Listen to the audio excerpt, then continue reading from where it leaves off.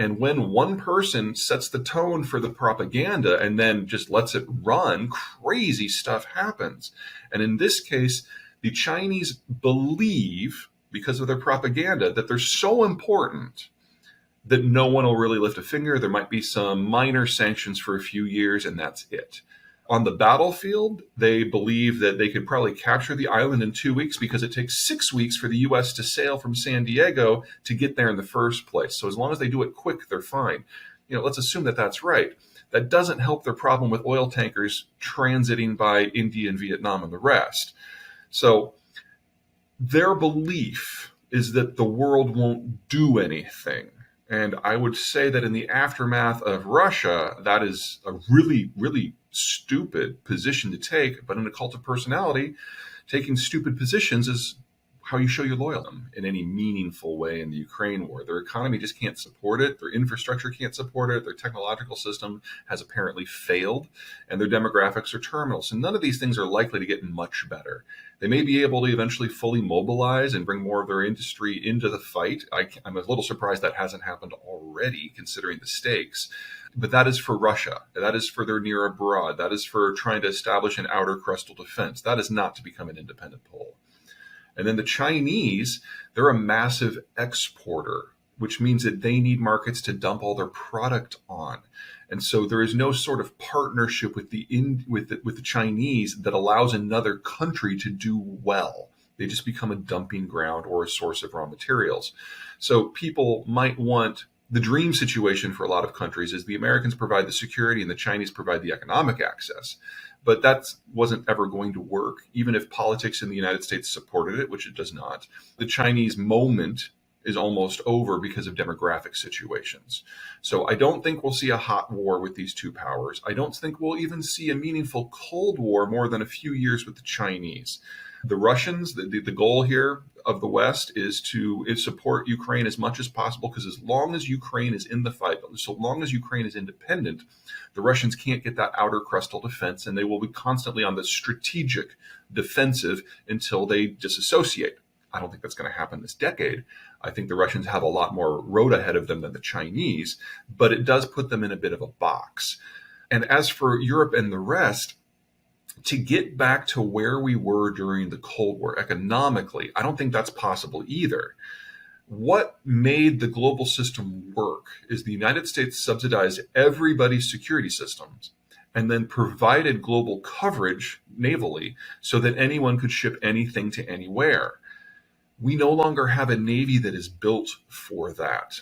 And one of the things we've seen in, say, the Persian Gulf of late is the Iranians have now grabbed, I believe, a half a dozen tankers.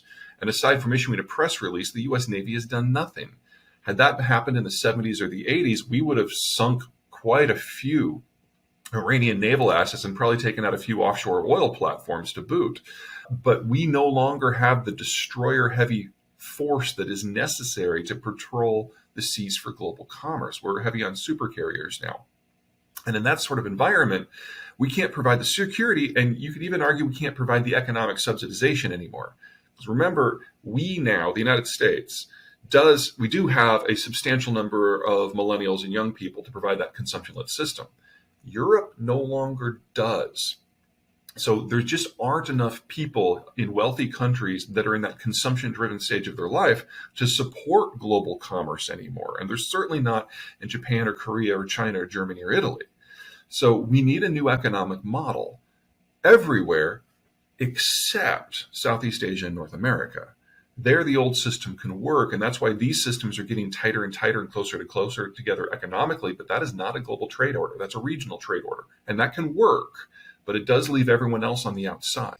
Oh, absolutely. That's why. And that's not a bad thing. I mean, if you look back at Europe's history, it's a little rough. And so coming up with a political economic model that kept political protest under control and incorporated it into the political system rather than involving shooting, this is a big win for Europe. But because of the urbanization trend, it's been a one-off. What we're going to see over the next decade, maybe 2 decades, is as the United States pulls away from maintaining the economic coherence of the broader system, the EU, I think, is going to go away.